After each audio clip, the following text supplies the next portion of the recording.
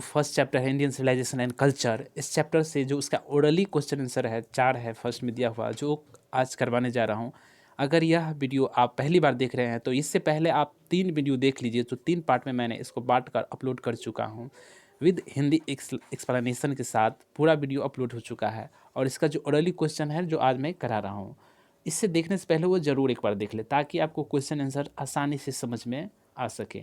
First question है कि what do you know about Gandhi ji, कि आप गांधी जी के बारे में क्या जानते हैं। आप अगर इस चैप्टर पढ़े तो आपको आसानी पूर्वक समझ में आ सकती है, इसलिए चलिए इसको एक्सप्लेन करते हैं। Gandhi ji was popularly known as बापू।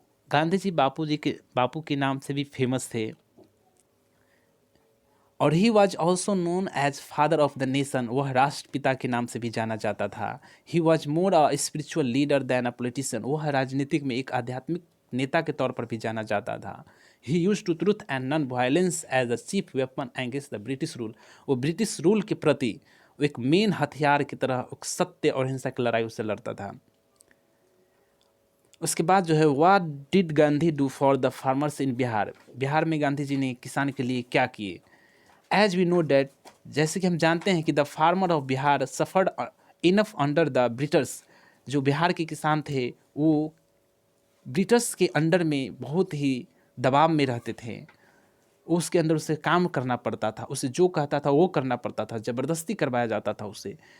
इस पीड़ा को देखते हुए गांधी जी ने कई कदम उठाए थे किसानों के लिए। They force the farmers to cultivate indigo, वो और वे अंग्रेज लोग बिहार के किसानी के लोगों से, बिहार के किसानों से वो नील की खेती करवाते थे, उससे दबाव डालकर उस पर फोर्स किया जाता था। Finally the farmers got relief from British, और लास्ट में अंततः उसे राहत मिला, अंग्रेजों से छुटकारा मिला।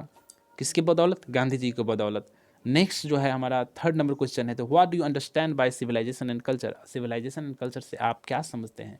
देखिए, civilisation is the manner of man's life which comes from education. जो सिविलाइजेशन होता है इंसान की ज़िंदगी का एक तरीका है, जो विच कम्स फ्रॉम, जो कहाँ से आता है, एक एजुकेशन से आता है एंड एक समाज से आता है, द सोसाइटी। इसलिए कहते हैं कि एजुकेशन बहुत ज़रूरी है एक बच्चों के लिए, उसे ज़रूर पढ़ाइए उसे, ताकि वो अपनी ज़िंदगी में गलत सही समझ सके, उस समाज को समझ सके, वो समाज का निर्णायक बन सके। इसलिए एजुकेशन बहुत ही कंपलसरी है। उसके बाद कहता है society at which man lives, जहाँ पे लोग रहते हैं, it express a man's conduct and behaviour in his day to day life, और जो लोगों के दिन और प्रतिदिन की जो एक आचरण होता है, उसका जो तरीका होता है, उसको एक्सप्रेस करता है। सिंस वी नो, चूँकि हम लोग जानते हैं that culture is a bit different from it, लेकिन जो कल्चर हमारी संस्कृति है इससे थोड़ा कुछ अलग है। Which includes language, literature, tradition, custom and religion belief, जिसमें वो लैंग्वेज और हमारा साहित्य जुड़ता है, हमारा परंपरा और रिवाज और धर्म भी पे भी विश्वास रखता है।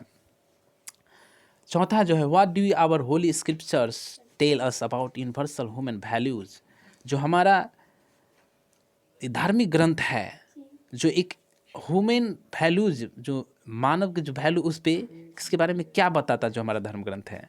The Holi scriptures of every religions, जो कथा प्रत्येक धर्म के जो ग्रंथ है, पवित्र ग्रंथ है, इम्फेसिस ऑन ह्यूमन वैल्यूज, जो उस पर एक जोर डालता है, उसके वैल्यू पे जोर डालता है कि they teach us to be truthful, kind and sympathy to all. Sympathy to के बाद ऑल होगा कि उसे एक प्रत्येक व्यक्ति के प्रति कैसे एक दयालुता और सहानुभूति रखना है, ये हर एक धर्म के ग्रंथ उसे बताता है, उस पर दबाव डालता है, यही सिखाता है। तो आपको आज 4 क्वेश्चन आंसर कराए हैं जो ओरली है, ये बहुत ही इम्पोर्टेंट है, यह जानना आपको बहुत ज़रूरी है। आप इसे प्रैक्टिस कीजिए, लिख कर याद कीजिए, बेहतर होगा। अगर आप इस चैनल पर नए हैं तो इसे सब्सक्राइब ज़रूर कर दीजिएगा।